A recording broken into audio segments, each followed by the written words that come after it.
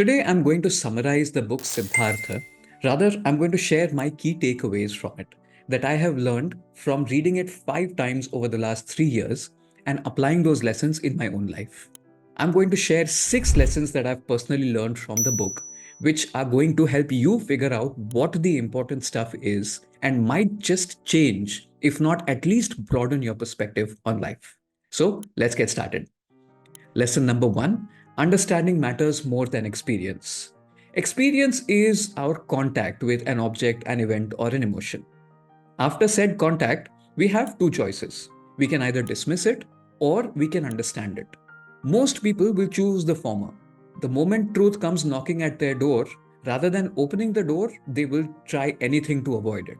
Their phone screens will light up, their schedules will fill up, Netflix starts autoplaying until 3 a.m., anything to avoid the truth. After all, old skin is comfortable skin, even when it's ready to be shed. But you know what happens as a result?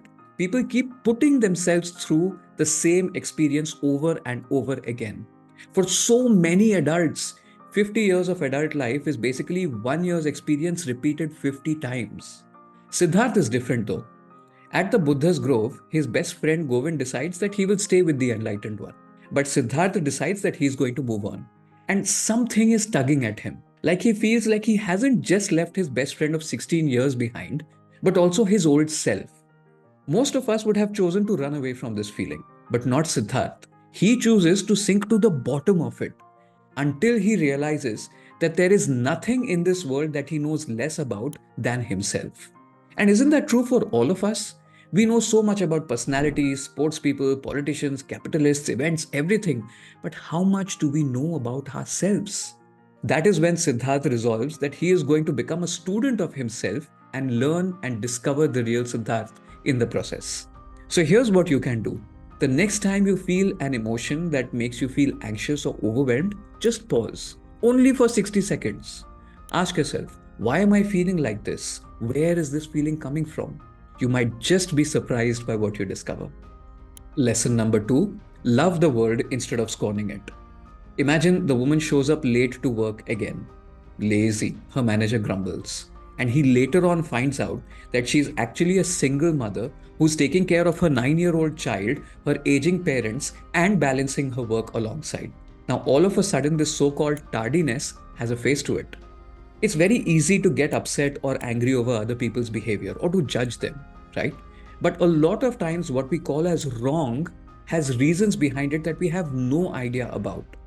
What matters is not that we can point out problems or create awareness about them. What matters is that we can go out in the world and do a little or do our best to be able to reduce those problems. I mean, think about Lord Krishna. He knew he was God, and yet he chose to live among the cowherds, the milkmaids, the kings, the soldiers, the princes, everyone.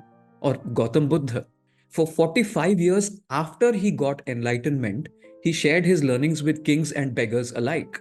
They didn't just observe the world, they chose to move with it.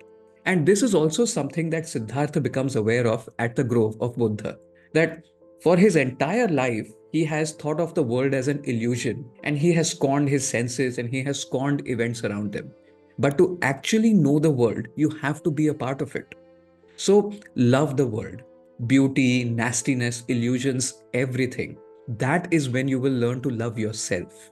And such self love doesn't just transform you, it also impacts everyone who is in your orbit. Lesson number 3, think fast, wait. When Siddhartha approaches the businessman Kamasamy asking for work, Kamasamy asks him, what can you give me in return? That's when Siddhartha says, I can think, I can fast, I can wait. He explains that for a person who has nothing to eat, the smartest thing to do would be to fast.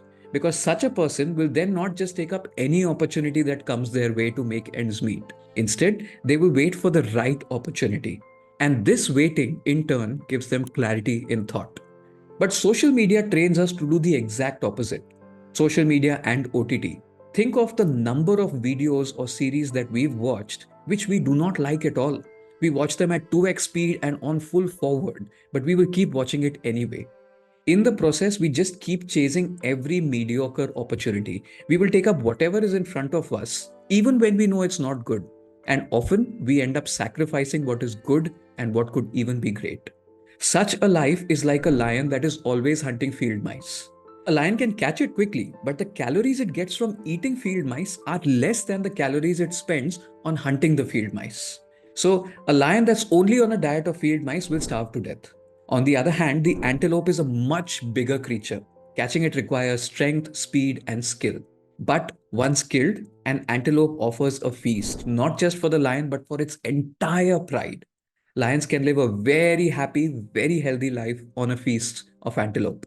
The same thing holds true for you. If you can focus on what is important and let the trivial stuff slide, your life will also become much more fulfilling. For that, you will have to learn to think fast and wait.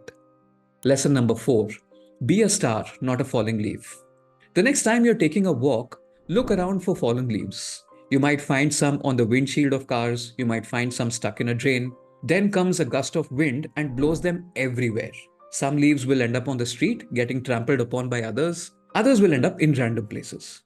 Now, look at the stars, look at how they shine for you. Okay, that was abrupt. But anyway, look at the stars. How they are constant, reliable, steady, and how they fill you with a sense of calmness when you look at them. Chasing new trends will always leave us swirling. Today it's crypto, tomorrow it's AI startups, then it's hot yoga because that is trending on Instagram. But when we stick to a path, like an artist who has honed her craft over decades, is when we shine steady and bright. Look, sticking to a path might sound boring, right? Where's the fun? Where's the spontaneity? But it's this discipline that helps you explore life's adventures and possibilities without losing your way. Take Siddhartha. His pursuit of self knowledge is his purpose, and that is what drives him through his entire life as a samana, as a businessman, as a ferryman. As he meanders through different courses, he keeps learning something or the other that's new about him. A falling leaf will let the breeze decide its destination. A star makes its own. Which one would you rather be? Lesson number 5: find, don't search. I absolutely love this quote from the book that I just have to read out for you. Siddharth is saying this to Govind. When someone is searching, then it might easily happen that the only thing his eyes still see is that what he searches for, that he is unable to find anything, to let anything enter his mind because he's always thinking of nothing but the object of his search, because he is obsessed with his goal. Searching means having a goal, but finding means being free, being open, having no goal. You, O Venerable One, are perhaps indeed a searcher, because striving for your goal, there are many things you don't see which are directly in front of your eyes. At first glance, this tends to contradict our previous wisdom, right? But therein lies the beauty of life. Different approaches for different situations. You can mix and match and create your own. You know what happens when we chase or when we seek love and happiness and fame and fortune? We get stuck. We fixate on something, waste all our energy on it, and if we don't get what we wanted, we feel miserable. Now, think about a time when you found some money in your jacket pocket, or you stumbled across a beautiful place when you lost your way, or you landed a job that turned out to be unexpectedly better than you thought.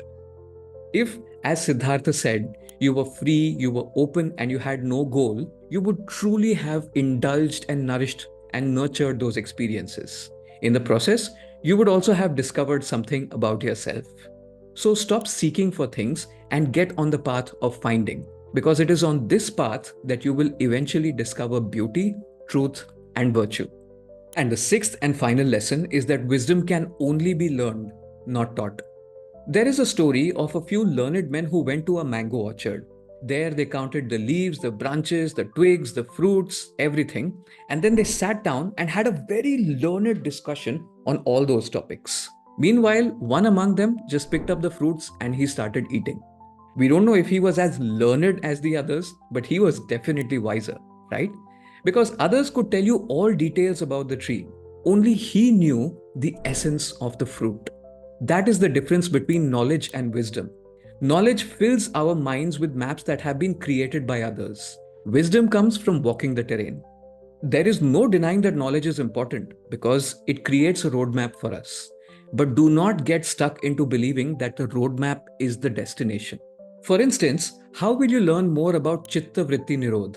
or being able to control those compulsive cyclical motions of that part of your mind called the chitta? Will you learn it by memorizing 99 Sanskrit verses, or will you learn it by putting it into practice in real life situations? And if you can't apply the principle in real life, what's the use of learning 99 verses about it either? So begin your journey, reach the destination, and collect lessons along the way. Your lessons will be very different from the person beside you, and that's okay. It doesn't mean that either of you is wrong. It just means that both of you have got a little wisdom now that you can use to find your own paths in life. It's not experience that makes us wise or helps us understand what we want from life. It's that understanding of experience which gives us all the answers. So, Siddharth is a thin, small 150-page book. And oh, yes, before someone says this is a new book, because the previous three copies that I had, I gifted off to other friends. You can read it in a single day or maybe a single sitting also, but I would not recommend you do that. Instead, take your time to read the book. Each time you come across something that interests you, pause, think over it, and let that timeless wisdom in this book unlock new doors for you that you can use to search out or basically find new pathways. Have you read the book Siddhartha? If yes, what are your lessons from it? Do leave a comment because I would love to learn from you. And if you would also like to know more Indian philosophy books for beginners, you can check out this video. And until next time, namaste.